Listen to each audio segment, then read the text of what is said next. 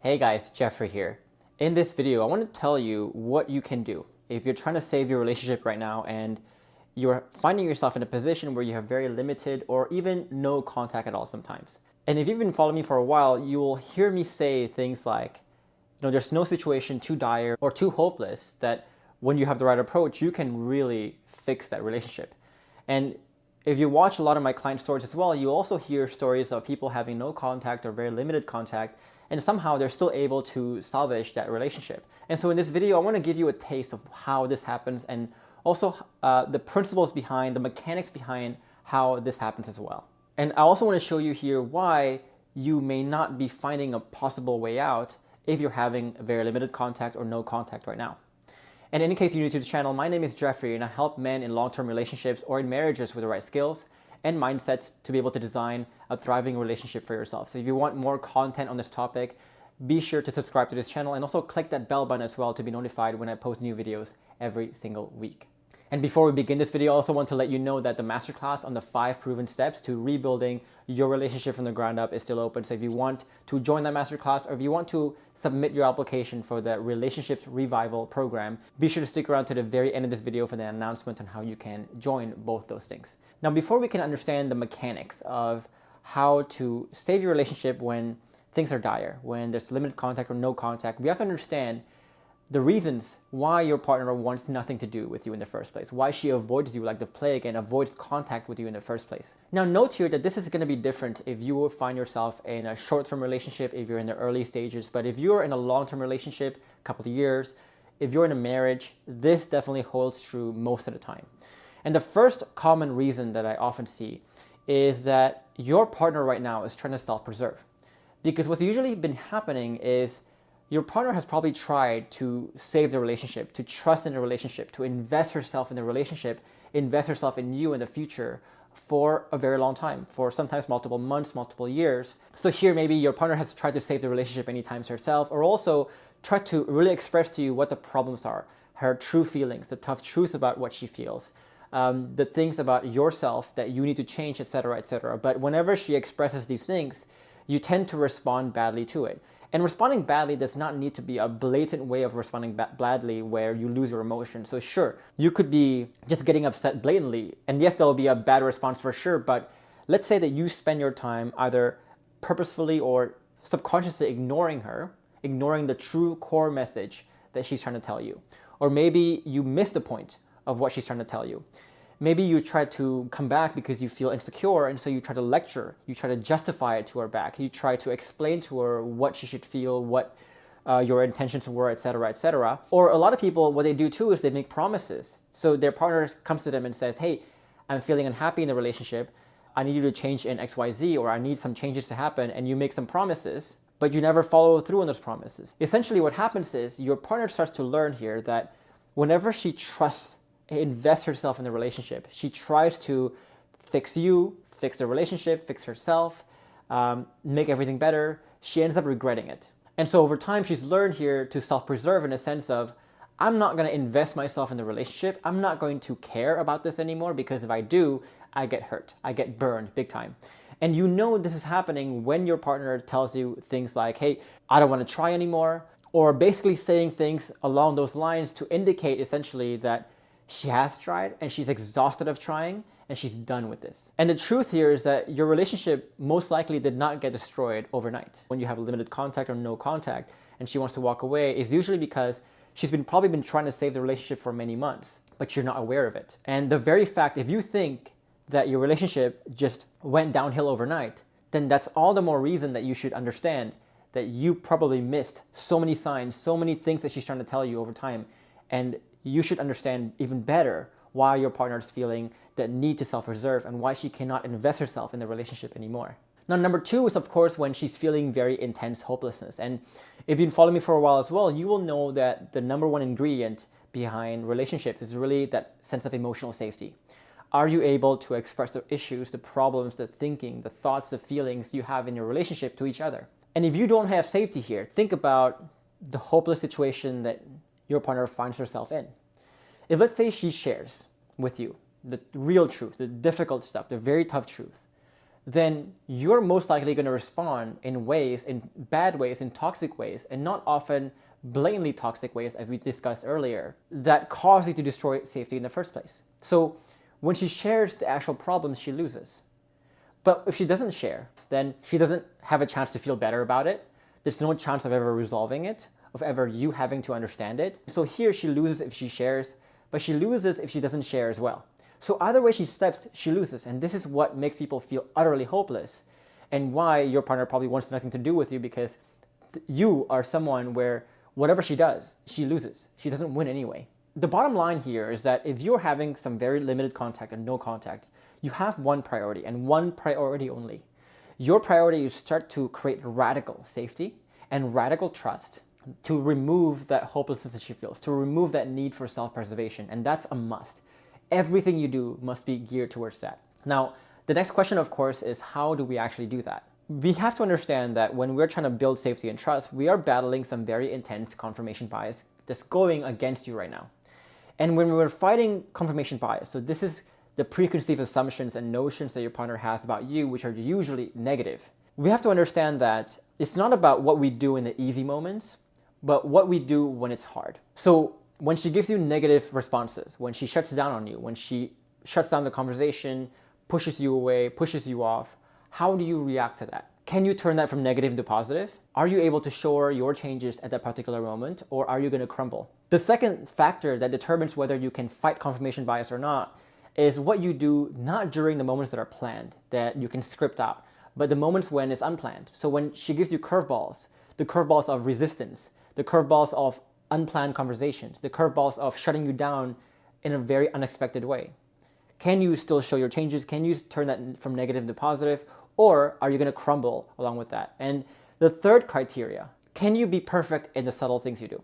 So a lot of people can get the obvious things right, of the right things to say, the right things to do, but can you also be a master of your subtle microtones, your subtle micro expressions when you're speaking? And especially the moments when, like you said, again, the moments when it's hard, the moments when it's unplanned, can you master the subtle in those moments? And can you also be consistent for a long period of time? Or are you just doing some things right here and there, sometimes making a mistake, sometimes you're not, going back on yourself, going hot, going cold again?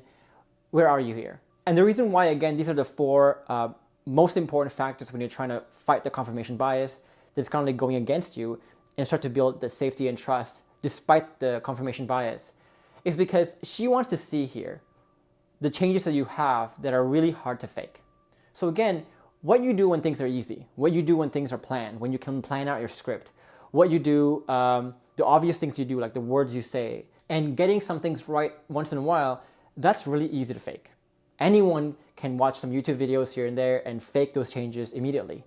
And in fact, your partner has probably trusted those obvious things, those fake things that you've done for a very long time, and she realized that she gets burned over and over and over again. But what you do when things are hard, when she is giving you intense resistance, when she's giving you curveballs, and during the unplanned moments, when your micro expressions, your microtones, the consistency, that's really hard to fake.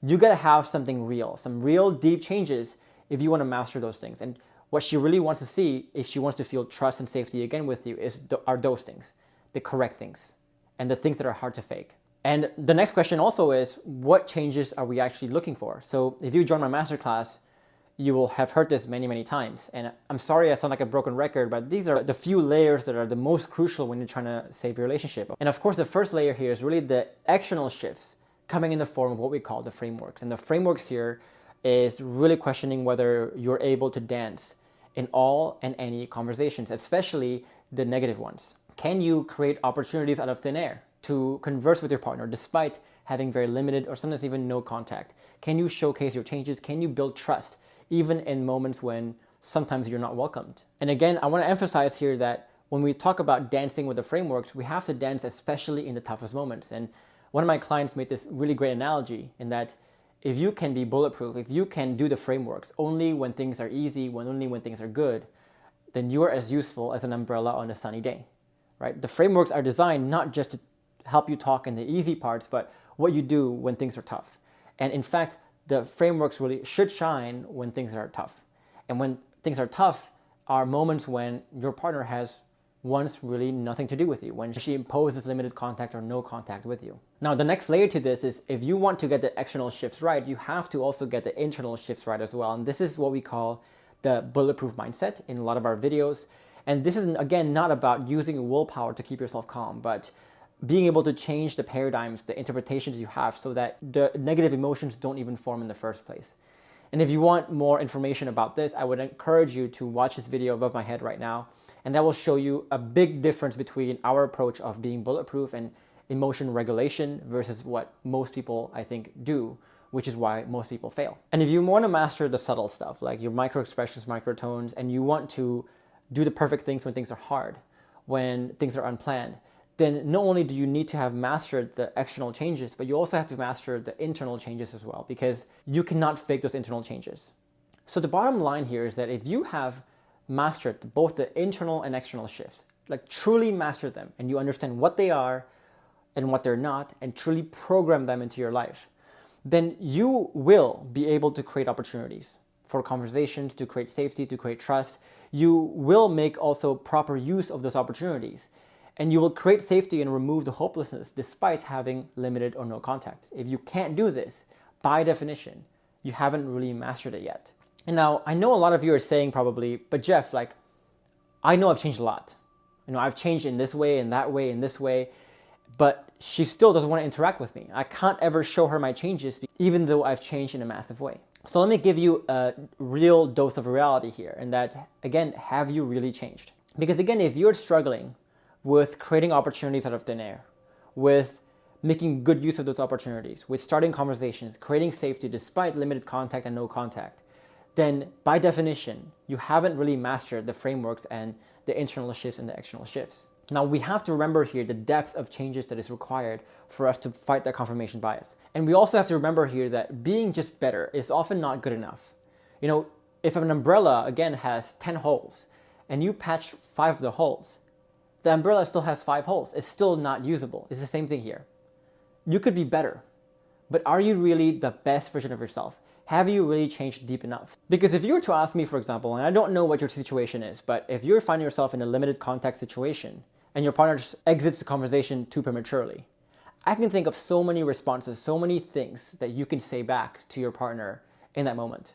A great example of this is, I just talk about this with one of my clients, is you can say something like, hey, I just want you to know, I totally understand why you don't want to talk to me. I guess with my old approach, whenever you kind of walk away and you shut me down like this, I would get upset. But I learned that that's also a form of control and why you don't want to speak to me in the first place.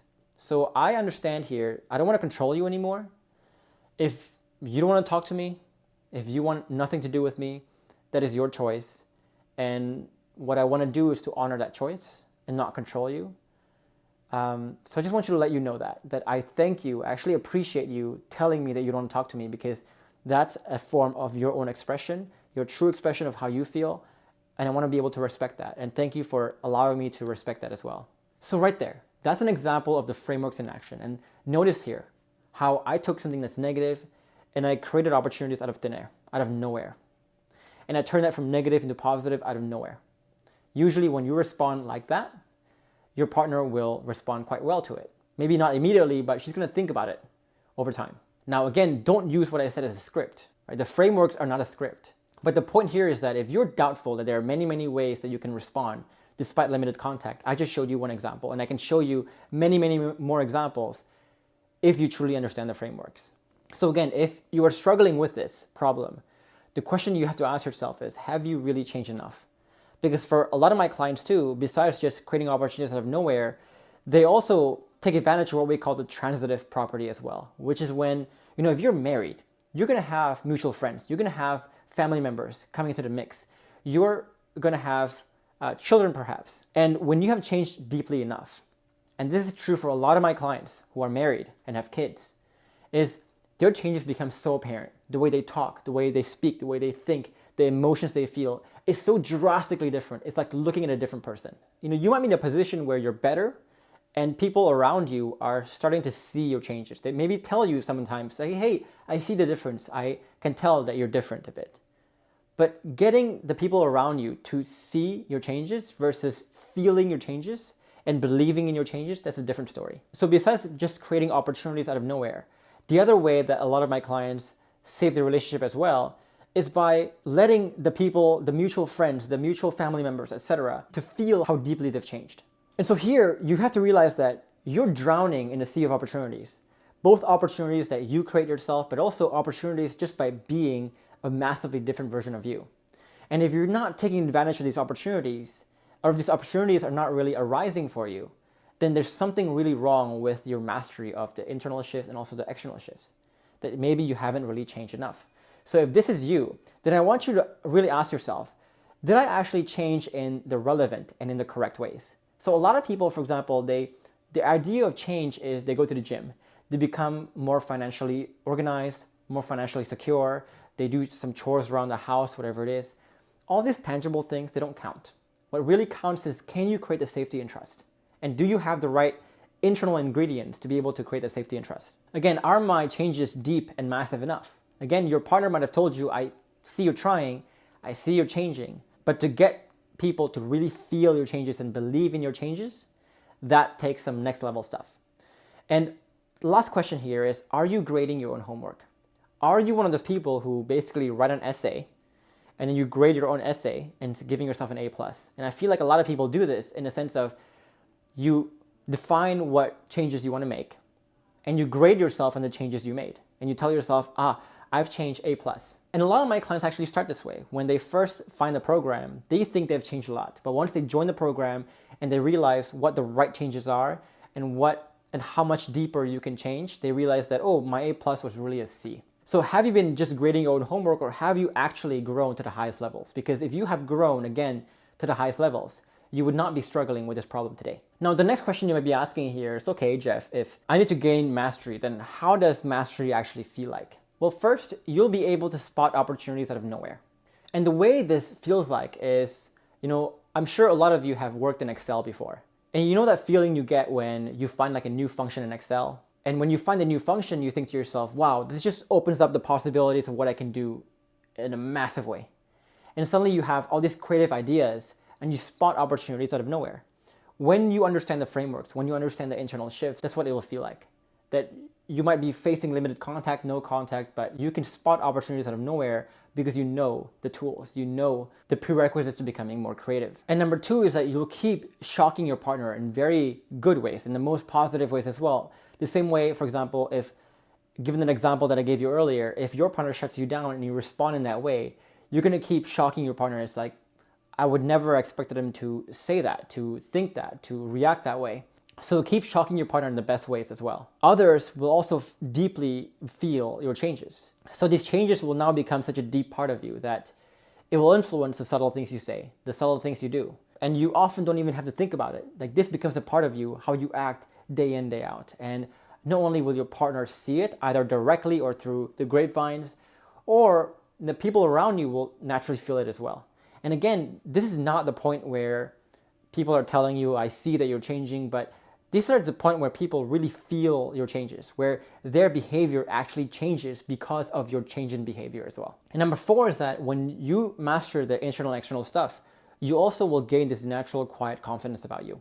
As you practice these processes in other parts of your life, you'll see that, wow, this is really giving me great benefits in all parts of my life. And you will start to gain that conviction in the process, in your internal and external changes. And you can start to believe that you can find wins anywhere right now. Not just in your current relationship, but you are now a valuable asset anywhere. And so even when your partner refuses to talk to you and has no contact or limited contact, you're not going to be so bothered by it, because you deep down believe in your own value, and you also believe that you can create wins somewhere else, that this is not your fight to lose anymore. And ironically, when you get to that stage, that's when you become a lot more attractive. That's when your partner will really start to notice your confidence, your changes even more. And the final thing is that you will get all the above in the most effortless way possible. Right? It just becomes a deep part of you, because both the internal and external shifts has become such a deep part of you that the same way how a lot of the negative things you're doing right now, you don't even think about it, you will get to a point where you don't even think about doing the right stuff, doing the good stuff anymore. It just becomes your natural default. And that is when you really begin to master the subtle, master the moments when things are hard, unplanned, when you become consistent, etc. And this is also when you really get the results happening. And right now, if you're still skeptical whether this is possible or not, I want you to leave you with one quote. And this quote says basically, you can't solve your problems with the same knowledge, with the same thinking that created the problem in the first place. So we have to understand here that most of my clients who join, and we enroll 1,000 people every single year, they are skeptics like most of you. But once they join the program, they understand the principles, they understand the depth of growth. They finally realize here that they're actually drowning in a sea of opportunities, but they just never knew about it. So if you're a skeptic right now, if you don't believe in this potential that you have, I want you to watch my client stories. And I'm going to post a link up here. And also if you go to down below this video as well, and just watch their stories and watch what they were like when they came in and how they reconciled despite being often in very limited or even no contact, where they were blocked from social media, from text messages, whatever it is, but they still were able to showcase their changes in very massive ways as well. Now, I know I'm making some very bold claims here, but I can say this without flinching because we see this every single day with our clients, and it will be a shame if you limited yourself to your own limiting beliefs and not check out these client stories that I'm telling you to check out and inspire yourself in the meantime. Now, if you want to go deeper though and really learn the processes, really learn the system that all my clients have used to really create safety and trust despite being in limited or no contact, then I want you to join me in my masterclass. And in that masterclass, I'll show you the exact steps that all my clients have used to gain massive results in their lives. And if you want to submit your application for the Relationships Revival program, you can also do so at the end of the masterclass as well. So if you want to join the masterclass, click the link above my head or also down below this video as well.